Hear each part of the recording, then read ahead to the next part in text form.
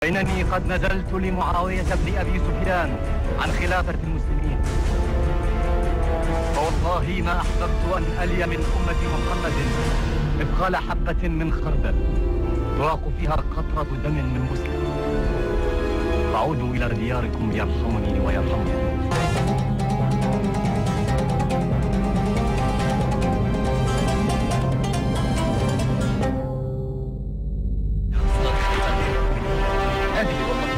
Pemuda ini selalu tampil bersahaja, tenang, dan berperilaku memikat. Selalu berpikir jernih setiap menghadapi masalah yang paling rumit sekalipun. Tidak mudah terpengaruh dengan provokasi apapun yang terjadi di sekitarnya. Ia sanggup mempertaruhkan segalanya, bahkan nyawanya, demi kebenaran, kebersamaan, dan persatuan umat serta kepentingan agamanya. Pribadi luhur yang ditanamkan oleh keluarga paling mulia inilah yang kelak mengantarkan kaum muslimin mencapai kejayaannya. Dialah Hasan bin Ali radhiyallahu anhu. Lahir di Madinah Al-Munawwaroh pada tahun ketiga Hijriah dari pasangan mulia Ali bin Abi Thalib dengan putri tercinta Rasulullah sallallahu alaihi wasallam, Fatimah radhiyallahu anha. Kelahiran yang tidak hanya membanggakan kedua orang tuanya, tapi benar-benar membawa kehangatan dan kebahagiaan tidak terkira di hati sang kakek, Muhammad Rasulullah sallallahu alaihi wasallam. Sambutan Rasulullah sallallahu alaihi wasallam terhadap kelahiran cucunya bahkan membawa catatan tersendiri dalam sejarah Islam. Rasulullah SAW datang kepada Ali bin Abi Thalib begitu mendengar bahwa Hasan dilahirkan. Kemudian Rasulullah SAW bertanya kepada Ali, sang ayah, kau beri nama siapa anakmu ini? Ali bin Abi Thalib radhiyallahu anhu, dan ini menunjukkan seorang Ali bin Abi Thalib. Dia mengatakan, aku beri dia nama Harb. Harb dalam bahasa Arab artinya perang. Jadi Ali bin Abi Thalib sebagai seorang pahlawan, seorang panglima di medan pertempuran, dia ingin nampaknya ada anaknya yang menuruni sifat menjadi seorang yang ahli di medan pertempuran. Diberilah nama perang. Rasulullah SAW menolak. Nabi mengatakan tidak. Anakku yang ini namanya adalah Al-Hasan. Hasan artinya baik. Ada doa-doa yang diajarkan oleh Rasulullah SAW, dan itu juga baik kita baca doa itu kapanpun, bukan hanya waktu bayi, bahkan untuk anak-anak kita, bahkan untuk kita dan keluarga kita. Rasulullah SAW pernah, nanti ketika Husain sudah lahir, artinya berarti sudah setahun berikutnya, berarti Hasan sudah mulai tumbuh. Rasulullah SAW berdoa dengan doa beliau, u'idzukuma bikalimatillahi tammah min kulli syaitanin wahamah wa min kulli ainin lamah. Artinya adalah aku memohonkan perlindungan untuk kalian berdua dengan kalimat-kalimat Allah yang sempurna dari segala macam gangguan setan, dari binatang yang bisa membahayakan, dan dari mata yang bisa merusak.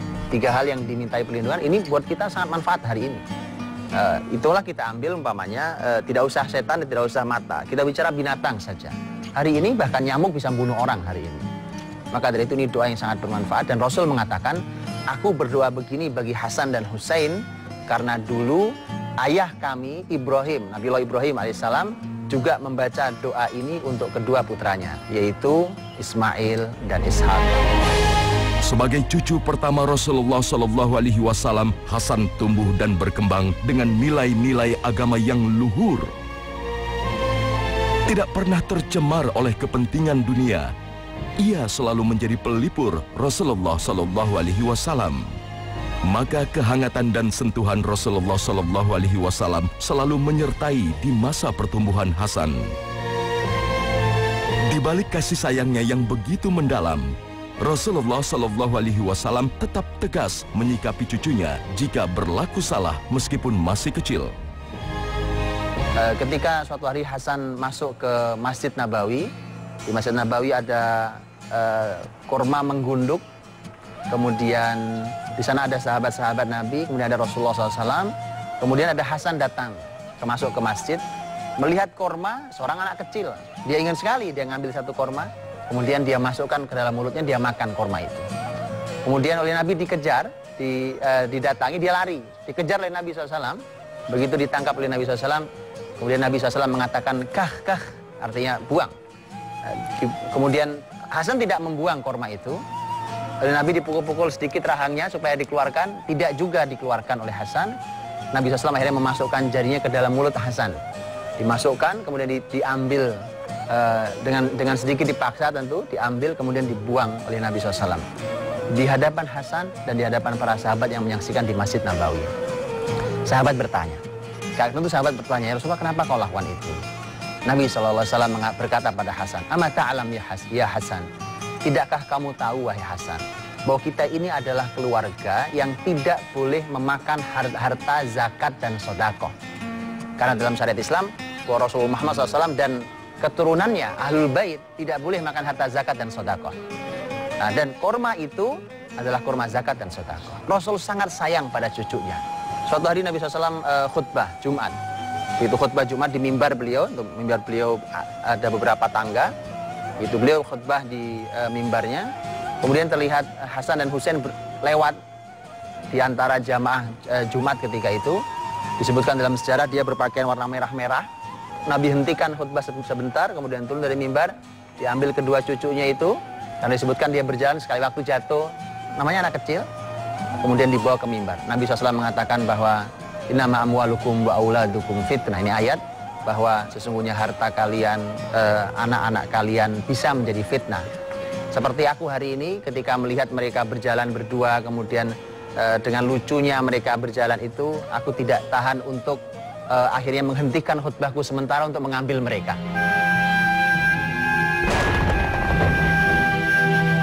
Kebersamaan Hasan bin Ali dengan kakeknya, Rasulullah Shallallahu Alaihi Wasallam, tidak berlangsung lama.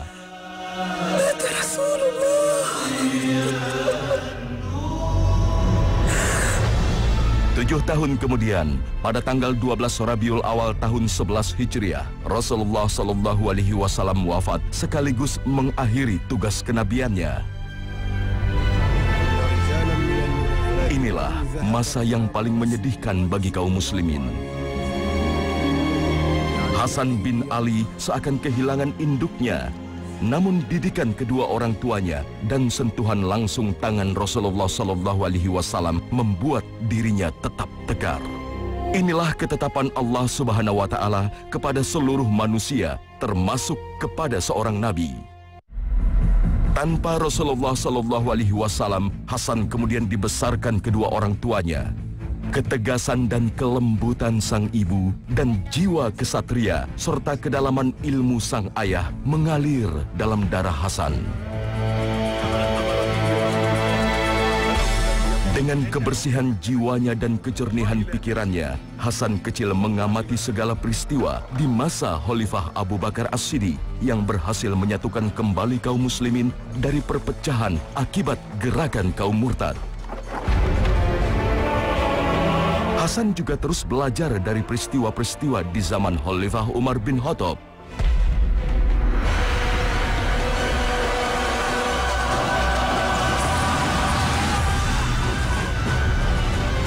Masa Futuhat Islamiyah atau pembebasan Islam atas negeri-negeri Romawi dan Persia.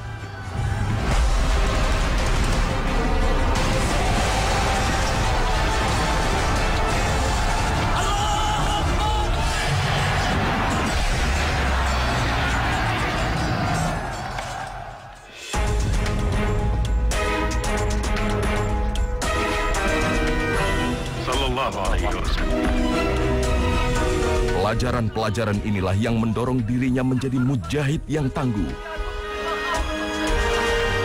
Hasan bin Ali semakin tertempa oleh zaman.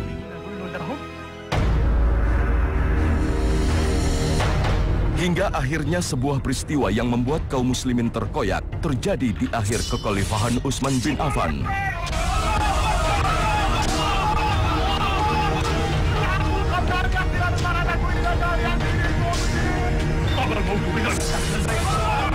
Pemberontakan terhadap Khalifah Utsman yang dipicu oleh ditiupnya api fitnah membuat Hasan bertindak. Atas perintah Ali bin Abi Thalib, Hasan dan adiknya Husain menjaga rumah Utsman. Demikian pula pemuda-pemuda yang lain, putra sahabat Rasulullah Shallallahu Alaihi Wasallam.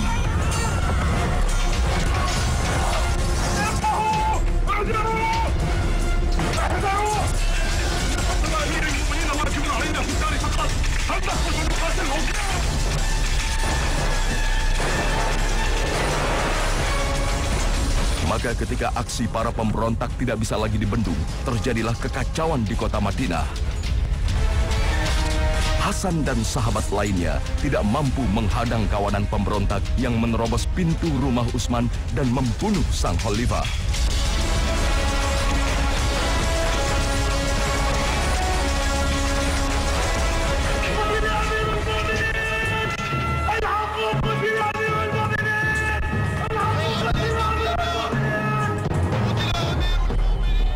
Hasan tidak kuasa menyembunyikan penyesalannya.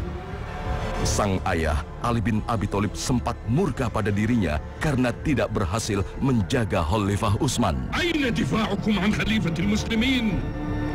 Tabban! Kaifa qutila Uthman wa antum 'ala al-bab? Kaif? Allahumma inni abra'u ilayka min dami Uthman. Allahumma inni abra'u ilayka min dami Uthman. Allahumma al'an qatalat Uthman. Allahumma al'an qatalat Uthman.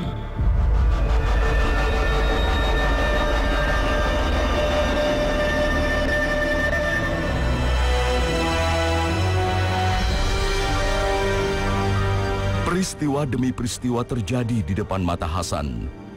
Hingga akhirnya kaum muslimin membaiat Ali bin Abi Thalib, sang ayah, menjadi khalifah.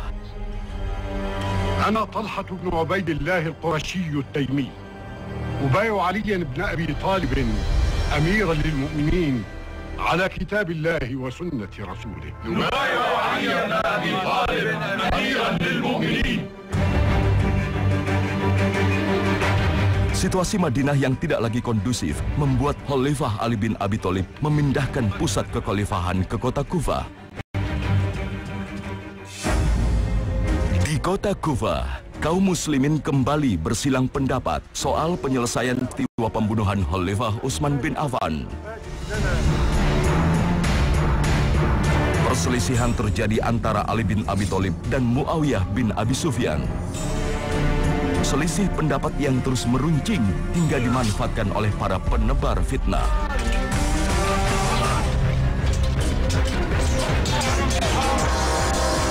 Perang Siffin dan Perang Jamal pun terjadi. Peristiwa yang sangat disesali oleh seluruh sahabat-sahabat Rasulullah Shallallahu Alaihi Wasallam. Ummul Mu'minin, tad'ukum ila kitabillah. Ya ahlal Basrah, ya ahlal Kufah. Khalifah Ali bin Abi Thalib bahkan menumpahkan penyesalan itu kepada putra tercintanya, Hasan. Kemudian terjadilah beberapa peristiwa, ada perang Jamal antar sahabat Nabi SAW, ada perang Siffin juga antar sahabat Nabi SAW. Di saat itulah kemudian Ali berkata pada Hasan, dan Ali menyampaikan penyesalannya, bahwa bahkan Ali menyampaikan berharap bahkan mati 20 tahun yang lalu daripada harus menyaksikan semua ini. Dan inilah yang kemudian disampaikan oleh Ali. Artinya seorang ayah yang sangat fair terhadap sesuatu yang memang dianggap tidak tepat, bahkan ketika harus menyampaikan penyesalannya di hadapan anaknya. Maka dari itulah Hasan sangat lengkap dalam hidupnya. Dia belajar banyak hal. Bahkan orang tua yang tidak gengsi untuk menyampaikan dia menyesal dengan peristiwa ini. Karena seluruh sahabat Nabi, bukan hanya Ali, seluruh sahabat Nabi SAW menyesal ketika kemudian terjadi pertumpahan darah dan ada korban karena perbedaan pendapat yang terjadi di antara mereka. Berbagai peristiwa penting terus terjadi. Sejarah mencatat inilah masa paling sulit yang dihadapi kaum muslimin. Hingga akhirnya Ali bin Abi Thalib terbunuh di tangan kaum Khawarij saat menjadi imam sholat. Salatukum ibadallah, la tafutukum as-salah. Aqimis salat ya Hasan. Aqimis salat. Hasan bin Ali langsung mengendalikan situasi dan atas perintah sang ayah ia kemudian menjadi imam sholat. Inilah peran awal di garda terdepan umat bagi seorang Hasan bin Ali. صلاتكم عباد الله. يقول لكم أمير المؤمنين لا تفوتوا صلاتكم. أوصيك يا حسن. Menjelang wafat, Ali memberikan wasiat pesan kepada anak-anaknya. ولا تموتن إلا وأنتم مسلمون واعتصموا بحبل الله جميعا ولا تفرقوا.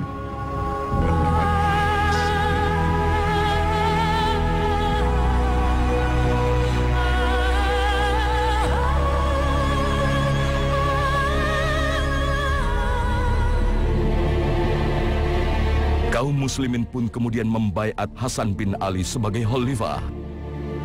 وقد أصبنا من قبله بمن هو خير رسول الله صلى الله عليه وسلم ولقد بايعنا بعده أبا بكر الصديق رحمه الله قبل أن ندفن رسول الله لأن بيعة إمام للمسلمين هي أفرض من كل فرد ولقد قال نبينا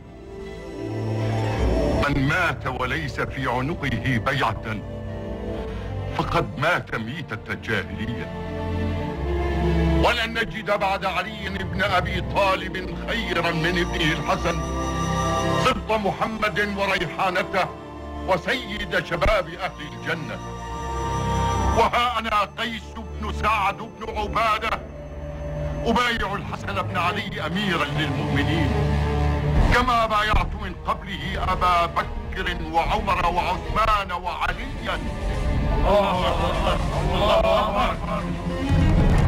Hasan mulai menata untuk memulihkan situasi yang dihadapi kaum muslimin. Namun perselisihan dengan Muawiyah tidak pernah menemukan titik temu.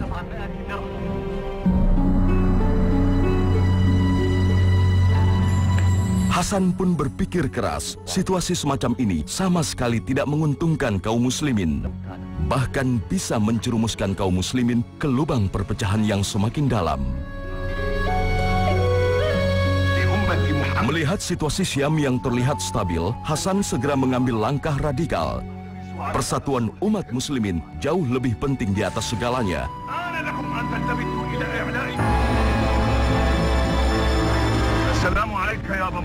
Ia mendatangi Muawiyah untuk berunding. Hasan kemudian menyerahkan kepemimpinan muslimin kepada Muawiyah di Damaskus setelah dirinya menjadi khalifah. وإنني قد نزلت لمعاوية بن أبي سفيان عن خلافة المسلمين فوالله ما أحببت أن ألي من أمة محمد مثقال حبة من خردل تراق فيها قطرة دم من مسلم فعودوا إلى دياركم يرحمني ويرحمكم. Dengan begitu, masa kekhalifahan Hasan bin Ali menggenapi masa Khulafaur Rasyidin yang disebut Rasulullah SAW selama 30 tahun.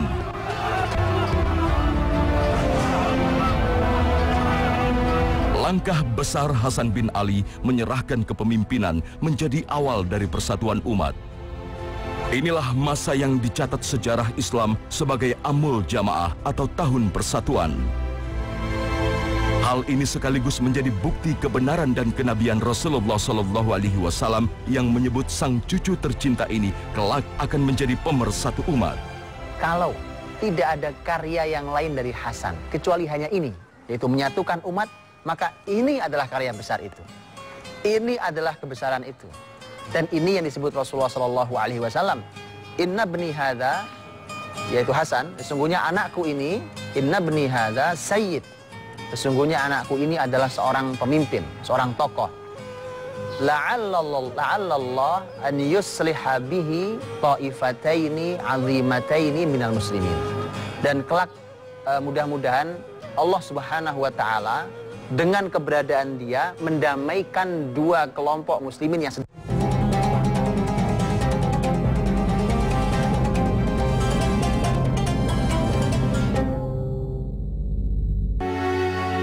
Hasan bin Ali kemudian menetap di kota Madinah hingga wafatnya di usia 46 tahun.